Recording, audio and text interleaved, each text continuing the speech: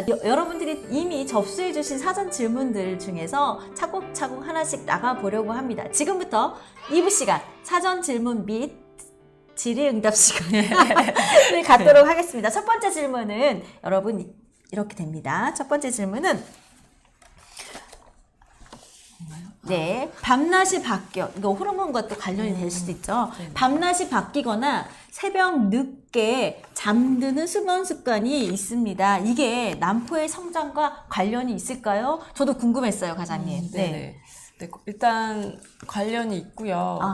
이게 이제 그 수면 습관, 24시간 우리가 주기 리듬을 일주기 리듬 뭐 이렇게 얘기하는데 그런 걸 사실 규칙적으로 맞춰주는 게 그 생식 능력에 되게 중요한 역할을 하거든요. 이게 일주기 리듬을 딱 규칙적으로 유지하는 건 다양한 이제 요소가 작용을 하는데 그 중에 제일 중요한 게 이제 빛이 쪼이는 거, 눈을 통해서 빛이 쪼이는 게 가장 강력한 역할을 하는데 그 낮에는 이제 빛이 있으면 멜라토닌 생성을 억제하고 빛이 감소하는 밤에는 멜라토닌 분비가 증가돼서 그쵸. 네. 졸음을 유발을 하는데 이제 멜라토닌이 뭐 수면 호르몬이라고도 얘기하고 근데 이게 요새는 이제 또 직장 때문에 이렇게 주기가 계속 3교대하거나 뭐 병원에서 일하시거나 하는 경우에는 그런 경우도 많고 근데 그런 게 그 사실 그런 임신율을 떨어뜨린다는 이제 거는 이미 잘 알려져 있는 그런 상태여서 왜냐면은 이제 그게 멜라토닌이라는 게 난소에 있는 난포 내에도 존재를 하는데 이게 이제 난자가 그런 산화 스트레스로부터 보호해주는 역할을 해요 멜라토닌이 난포 내에 멜라토닌이 이제 낮으면은 우리 그 나쁜 활성 산소 같은 게 증가해서 난자 질이 감소한다는 보고가 있거든요. 그래서 잠이 충분하지 않으면 그런 내인성 멜라토닌 분비가 감소해서 이게 이제 우리 난포가 산화 스트레스에 더 영향을 받고 하기 때문에 멜라토닌을 그래서 보충을 해주면 뭐 시험관 했을 때도 난자 채취 개수가 증가하고 난자 질이나 성숙도, 뭐 수정률도 증가하고 뭐 이제 배아 질이 증가한다는 보고가 있어요. 그래서 멜라토닌을 최소한 3mg 정도를 자기 전에 경구 투여하는 게 조금 더 난자 질도 좋게 하고 임신에 도움이 될 수 있을 것 같고 그래서 너무 이제 밤에 잘 때는 자야 되는데 밤에 잠을 일찍 못 주무시거나 그리고 그래서 자기 전에 사실 저희가 맨날 TV 많이 보잖아요. 그걸 안 봐야 될까요? 네, TV 그러니까 그런 막 시각적인 자극에 많이 있으면 이게 빨리 잠이 안 들어서 그런 게 또 불면증하고도 연관이 되기 때문에 그리고 이제 그래서 뭐 핸드폰 그런 유튜브 그런 거를 이제 자기 직전까지 그걸 계속 보면은 그게 수면의 질을 떨어뜨리고 그런 것도 난자 질을 떨어뜨리는 요인이 될 수 있어서 맞아요. 좀 그러니까 자기 한 뭐 그 TV 보거나 이런 거 한두 시간 전에 끝내고 그 자기 전에는 딱 빛을 차단하는 게 좋대요. 그래서 암막 커튼이나 이런 거 해가지고 완전히 빛을 차단하고 껌껌한 상태에서 잠을 자야 더 숙면을 취할 수 있고 그런 게 수면 습관에 그 난자 질에도 도움이 된다고. 그러니까요. 지금 잠 얘기부터 멜라토닌부터 여러분 잠은 이렇게 주무셔야 됩니다라는 처방까지 명쾌한 답변을 해주셨어요. 네, 좋습니다. 첫 번째 질문 여기서 마무리하고요. 두 번째 질문으로 우리 나가보도록 하겠습니다. 이미 지금 말씀해주신 여러분들이 질문해주신 내용이에요. 당뇨는 아니지만 ABA1C가 당뇨 전 단계 인슐린 저항성이 높다고 아까 좀 강의 중에 나온 이야기 같아요. 근데 당뇨 전 단계니까 본인은 당뇨약을 복용을 하지 않고 있는데 혹시 임신이 잘 될까요? 질문을 해주셨어요. 근데 뭐 요거는 딱 뭐 보고가 이렇게 딱 정립된 건 아니지만 그냥 근데 당뇨 전 단계인 경우에 요새 이제 당뇨약을 써야 된다 안 써야 된다 이런 것도 아직 좀 논란이 있더라고요. 미리 약을 쓰는 게 좋다라고 하는 경우도 있고 그거를 굳이 그냥 그러니까 식이 조절이나 운동으로 조절을 할 수 있는데 약을 쓸 필요 없다, 써서는 안 된다라는 약간 내과적으로도 좀 아직 그런 게 있더라고요. 그래서 사실 당뇨약을 복용하지 않고도 임신은 또 잘 되실 수는 있는데 대신에 당뇨약을 복용하지 않으면 운동과 식이 조절을 꼭 해주셔야 된다는 거. 네. 참, 여기서 또 이제 바른 생활이 또 나오는데요, 과장님.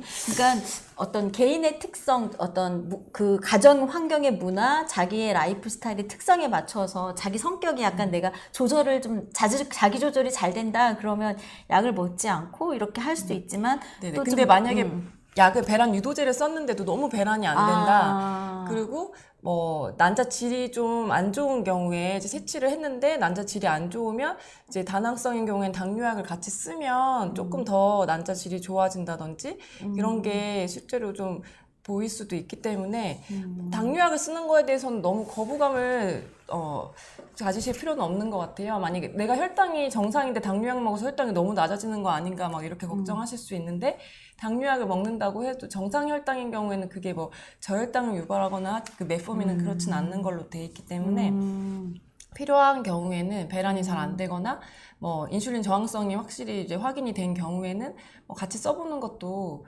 임신에도 도움이 되실 것 같습니다. 네. 그러니까 사실은 이런 디테일한 건 진료 네, 주치의 선생님께서 상의하고. 우리 한 분 한 네네. 분의 어떤 혈액학적인 거, 호르몬적인 건 데이터를 다 갖고 계시기 때문에 요 순간에 이런 결정은 과장님과 직접 하시면 되지 않을까 생각이 들어요. 자, 두 번째 질문에 이어서 세 번째 질문, 당뇨에 이어서 세 번째 질문 좀 나가보도록 하겠습니다. 다낭성 증후군, 난소증후군의 경우에 난자의 질과 관련된 이야기를 또 하셨는데 아까 강의 시간에 네. 조금 나온 것 네. 같은데 간략하게 또 설명을 해주신다면. 네. 이제 다낭성인 경우에는 그 난자의 성숙도가 또 떨어지기도 하고 그런 이제 인슐린 저항성 이런 것들이 아까도 말했지만 염증 반응도 몸에서 일으키기 때문에 그런 염증 물질도 실제로 난포액에서 많이 나온다는 보고도 있고 그래서 이제 그런 것들이 다 종합적으로 또 비만인 경우에 또 안 좋은 그런 영향도 있어서 이게 다낭성 난소 증후군인 경우에는 비만인 경우가 또 많으니까 그런 경우에는 난자 질이 안 좋은 경우가 사실 좀 많이 있고 채취를 했을 때도 성숙 난자가 잘 없고 미성숙 난자거나 좀 안 좋은 경우가 사실 있기는 하는데 그것도 사실 케이스 바이 케이스긴 한데 근데 다낭성 난소 증후군인데 이제 비만이 아니시거나 또 그런 경우에는 채취했을 때 난자 질도 괜찮고 뭐 시험관 했을 때는 한 번에 또 임신이 잘 되거나 하는 경우도 많아서 그래서 다낭성 난소 증후군은 사실은 난소 기능 저하보다는 임신은 훨씬 잘 될 수는 있는 거. 전반적인 완전한 그 난소 기능 뭐의 저하보다는 네. 조금 더 확률적으로 또 채취가 일단 많이 나오니까. 그쵸. 네.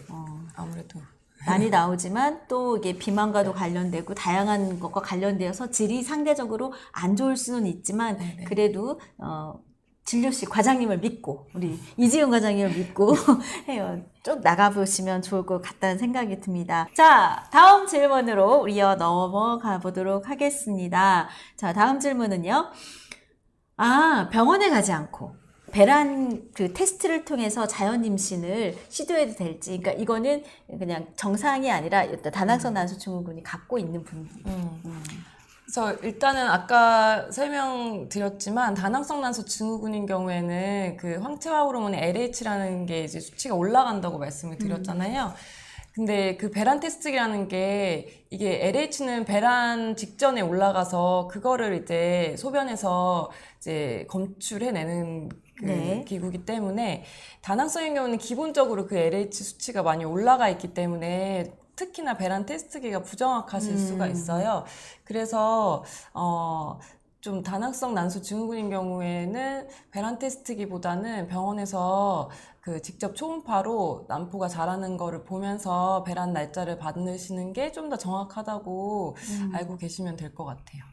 네. 여러분들이 그 오늘 첫 번째 시간에 진행하셨던 병태생리나 원인을 좀 들으셨으면 왜 병원에 차라리 가는 게 더 중요할까라는 거가 확실하게 이해가 갈 것 같다는 생각이 듭니다. 자, 우리가 사전에 받았던 질문 한 번 더 이제 더 이어서 나가도록 하겠습니다. 네. 사전 질문이 이제 세 개나 이어지고 있어요. 근데 이게 지금 세 개가 좀 연관이 되는데 아까 강의했지만 그래도 조금 더 요약해서 설명해 주시면 좋지 않을까 생각이 들어요. 첫 번째는 살을 빼면 다낭성 난소 증후군이 좋아질까요? 그렇다고 아까 대답하시고 말씀해 주셨던 것 같아요. 좋아지실 수 있어요. 실제로 그리고 실제로 뭐 살이 안 쪘을 때는 뭐 초음파상으로도 다낭성으로 안 보였는데 이제 좀 체중이 증가하고 나중에 보니까 뭐 난포가 이제 배란이 잘 안 되면서 난포 개수도 더 많이 보이고 그런 경우가 있기 때문에 살을 빼면 다낭성 난소 증후군은 좋아지실 수 있어요. 그러니까 지금 답변에 1번, 2번이 전부 다 된 것 같아요. 그쵸?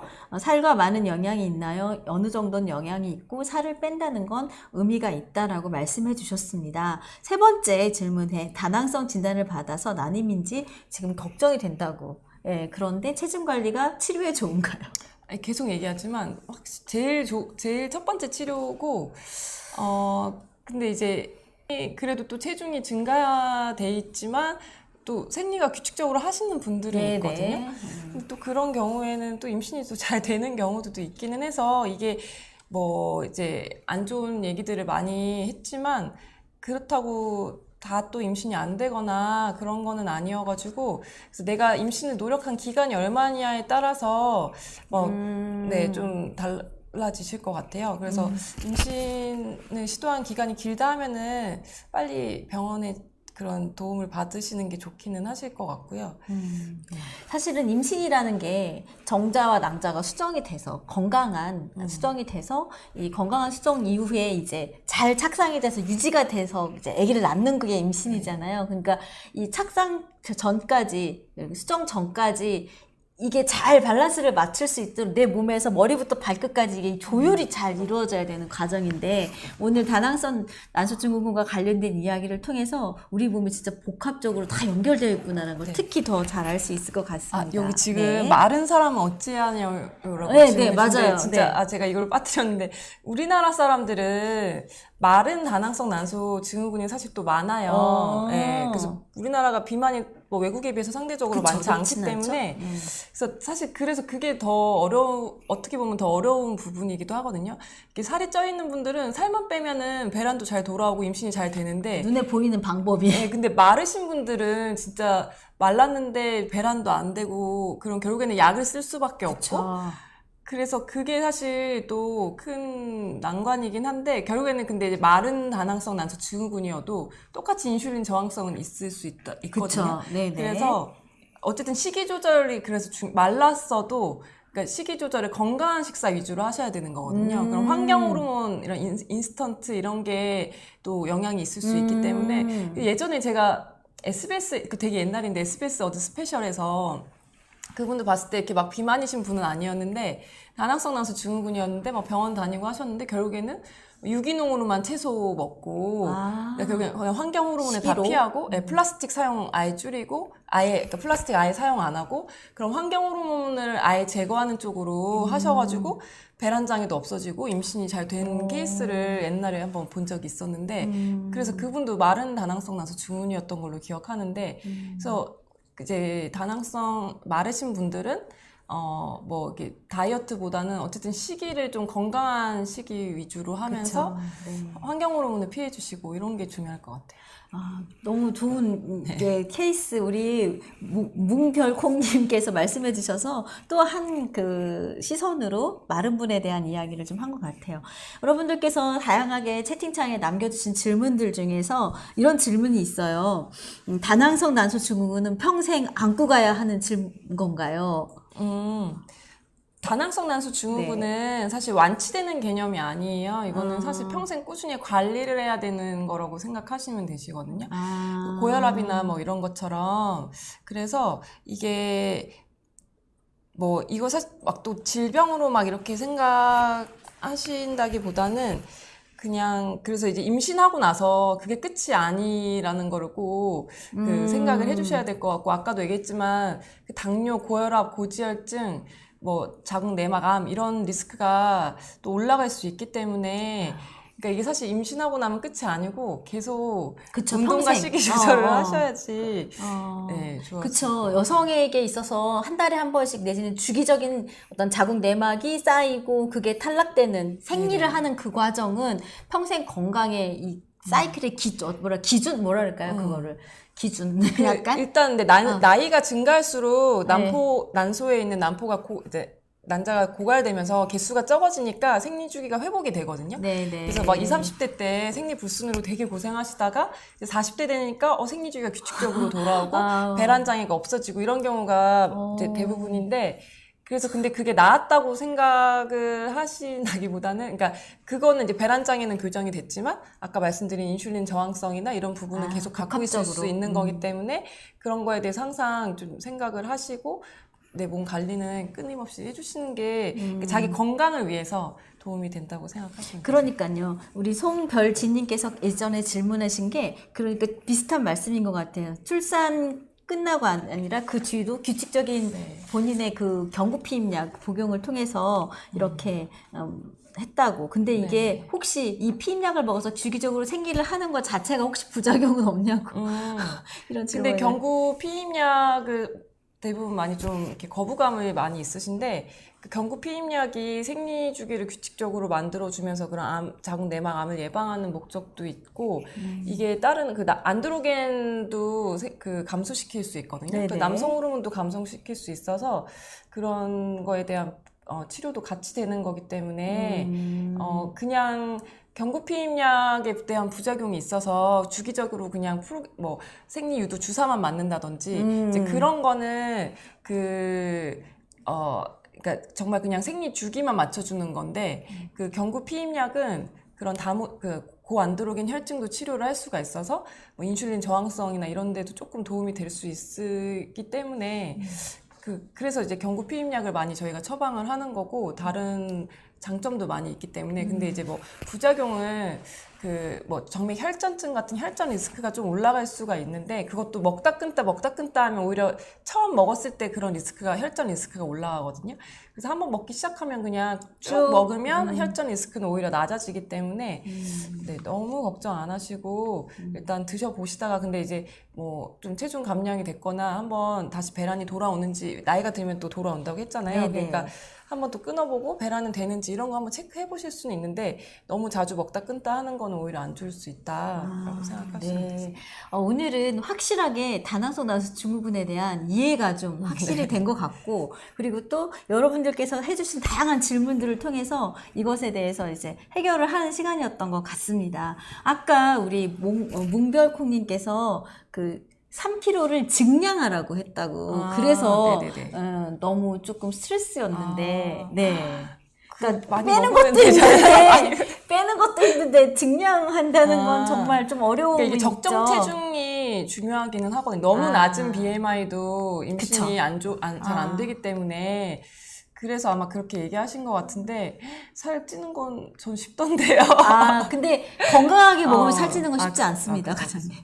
밤마다 라면 맥주를 먹으면서 치킨을 먹으면서는 찌는 게 쉬운데 아까 지중해식 식단부터 시작해서 뭐 건강하게 먹으면서 찌는 거는 쉽지가. 운동을 하시면 근육이 생기면 체중이 증가하니까. 그럴 수도 있겠네요. 입맛도 돌고 운동을 하면 또 운동까지 좋은 가이드를 주셨어요. 네, 다낭성 활대 자궁 나팔관 막힘 활대 자궁은 자연 임신이 힘들까요?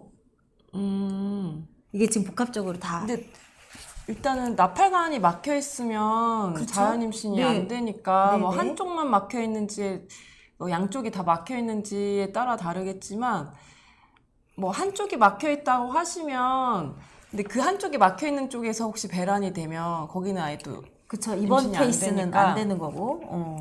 그래서 근데 양쪽이 막혀 있다고 하면 자연 임신이 안 되시는 거고 활대 자궁이라는 게 궁상 자궁을 얘기를 하시는 것 같긴 한데 그런 경우는 사실 그 궁상 자궁은 정상 변이형이기 때문에 뭐 임신이 그거 자체로 임신이 힘들진 않는데 그것보다는 뭐 다낭성이거나 나팔관 문제 때문에 임신이 좀 자연적으로는 어려우실 수 있어서 네, 시험관 시술 나팔관 문제인 경우에는 시험관 했을 때 잘 되기 때문에 시험관 시술 고려해 보시는 게 좋으실 것 같아요. 네, 우리 승장님께서 임신 참 어렵다고. 임신은 어렵네요. 저도 되게 어렵게 임신을 한 케이스여가지고. 아, 네. 네, 그러셨구나. 오히려 그러니까 또 공감을 많이 하시겠어요. 네. 김예진님께서 인공수정 중인데 배란 유두제를 많이 맞아도 난포가 잘 안 자라는 편이더라고요. 이것도 다낭성 난소 증후군이 큰 원인이 되는 부분인지. 이거는 케이스 바이 케이스긴 한데, 다낭성 난소 증후군이라고 만약에 진단을 받으신 상태면 이게 다낭성 난소 증후군은 난소 반응이 좀 극과 극이어가지고 이제 배란 유도제를 쓰면 막 너무 많이 자라서 난소 과자극 증후군이 생기실 수가 있는데 근데 또 어떤 케이스는 아예 정말 많이 써도 잘 안 자라는 분들이 있거든요. 그래서 뭐 다낭성 난소 증후군인 경우에 난소 반응이 떨어지셔서 정말 고용량으로 써도 겨우 하나 자라고 이러시는 경우들도 있어요. 네, 그랬군요. 우리 인공수정 2번 실패했다고. 네. 근데 뭐 이 정도야 인공수정은 성분율이 사실 그렇게 높은 시술은 아니기 때문에 보통 그래서 한 2-3번 정도 하고 안 되면 그러니까 인공수정은 사실 자연임신이나 거의 비슷한 거여가지고 네. 그 2번 실패했다고 너무 우울해하실 필요 없고요. 네네. 힘을 드리고 싶네요. 네, 너무 우울해하시지 않으셔도 좋으실 것 같고. 네, 우리 아이를 만나는 게 너무 힘들다고 근데 우울감도 든다고 하셨는데 저희 인천 서울여성병원 IR센터에서 다양한 프로그램을 진행하고 있는데요. 저희가 8월에는요 아직 이제 날짜랑은 정하지 않았는데 여기 생화 보이시죠? 네, 생화 프로그램을 좀 해볼까 싶어요. 생화 프로그램으로 2주에 한 번씩 만나서 꽃꽂이하면서 뭔가 자신의 이야기도 하고 하면은 되게 뭔가 의미가 있고 되게 편안한 마음도 가질 수 있더라고요. 그래서 플라워 테라피 8월에 준비하고 있으니까 그때 혹시라도 임신이 되셨다 그러면 이제 태교하러 오시고 안 되셨다 그러면 또 우리 같이 한번 만나서 좋은 프로그램 진행하면 좋을 것 같습니다. 자, 이제 마지막 질문 하나가 이제 있어서 제가 마지막 질문을 하고 이제 마무리하면 어떨까 싶은데 괜찮으실까요? 네, 공남포가 생기는 원인. 너무 이거는 이제 새로운 카테고리로. 네네. 공남포가 생기는 원인은 사실 되게 알 수 없는 부분, 그건 진짜 알 수 없는 부분이기는 해서 이게 뭔가 이제 난포가 충분히 성숙하지 않았다든지 아니면은 진짜 이게 저희가 그 주사 맞는 시간 이런 것도 또 중요할 수 있는데 네네네. 마지막 난포 성숙시키는 주사를 맞고 그게 또 안에 이제 붙어있던 게 잘 떨어져 나오고 해야 되는데 그런 게 그 충분히 시간이나 이런 게 맞지 않으면 이게 잘 안 떨어져 나와서 이게 난자가 안 나오는 걸 수도 있고 아니면은 그게 진짜 난소 기능이 떨어져 있는 경우에는 진짜 비어 있는 경우들도 있을 수 있거든요. 난소 기능이 많이 떨어져 있는 경우에 그래서 그런 경우에도 그럴 수가 있고 그래서 그냥 그냥 혹 같은 걸로만 존재하는 경우들이 있어서 사실은 이거야말로 진짜 네네. 환자를 저희도 정확하게 제일 봐야지 알 수 제일 있는. 당황스러운 경우고 난소 기능 저하인 경우도 그렇지만 뭐 다낭성으로 이제 막 정말 많이 채취를 했는데 막 하나도 안 나왔다고 이렇게 얘기하면 되게 당황하고 저희도 막 아니 이렇게 많이 채취했는데 왜 하나도 안 나왔냐? 그러니까 많이 있는 경우에는 한쪽을 채취했는데 거기서 하나도 안 나왔다. 진짜 많이 성숙난포로 이제 크게 2cm 이상으로 보이는 거를 채취했는데도 아예 안 나왔다고 하시는 경우들도 있어요. 안에 아무 세포도 없고. 그래서 그런 경우에는 그 한쪽 난소 남아있는 경우에 그냥 이제 취소하고 한 번 더 난포 성숙시키는 주사를 맞고 그 다음날이나 다다음날 다시 채취를 하면 또 나오는 경우들도 있고 해가지고 그 공난포가 생기는 원인은 아주 확실하지는 않은데 저희도 되게 안타깝고 되게 난감한 케이스라고 생각합니다. 네, 너무너무 감사합니다. 여러분 도움이 많이 되셨다니까 저도 너무 기쁘고요. 과장님 마지막 한 말씀 우리 아기를 기다리시는 분들께 마음을 담아서 한 말씀 부탁드릴게요. 진짜 이제 임신 기다리는 그 과정이 진짜 인내와 그 기다림의 시간이 좀 많이 힘드시고 지치실 수 있는데 결국 오늘 이제 많이 얘기한 게 되게 좀 엄격한 그런 식생활 습관과 뭐 운동, 뭐 수면 습관 이런 것들이 많이 힘들게 느껴지실 수도 있는데 이제 그런 게 사실 또 임신뿐만이 아니라 내 몸의 건강을 위해서 그렇죠. 그게 다 또 다른 쪽으로도 도움이 많이 되는 부분이고 저도 되게 임신이 되게 어렵게 됐었던 케이스인데 그래서 저도 막 나중에는 원래 저도 밤에 자기 전에 TV 엄청 좋아하고 했는데 정말 TV도 안 보고 항상 그냥 집에서 누워서 뭐 자기 전에 책 보거나 어쨌든 그런 정말 저도 원래 늦게 자고 하는데 뭐 적어도 11시 전에는 자려고 하고 뭐 이런 식으로 좀 생활 습관을 개선하고 핸드폰도 막 멀리 좀 하려고 하고 이런 노력을 했더니 나중에 진짜 잘 생기고 영양제도 원래 제가 잘 안 먹었어요. 근데 그때 이제 첫째 가질 때 영양제도 엄청 이런 영양제 챙겨 먹고 했더니 나중에 이제 난자질이 실제로 개선된 걸 저도 확인을 했거든요. 그래서 이제 이런 많은 노력들이 나중에 언젠가 빛을 보게 될 거라고 확신하고요.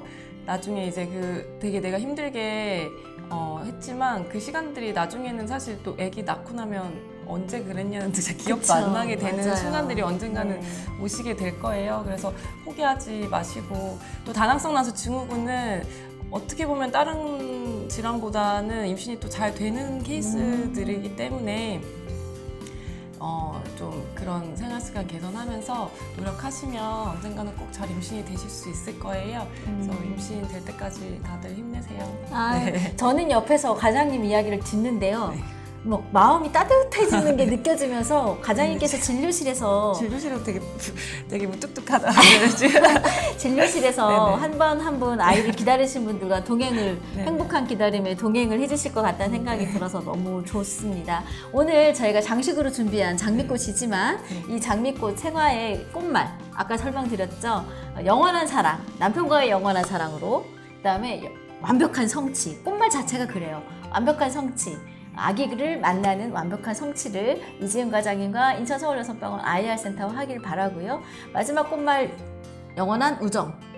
우리 서울여성병원과 영원한 우정 가지면서 아이를 만들고 만나고 이후에 출산과 육아까지 꼭 이어나가시면서 행복한 시간 갖기를 바랍니다.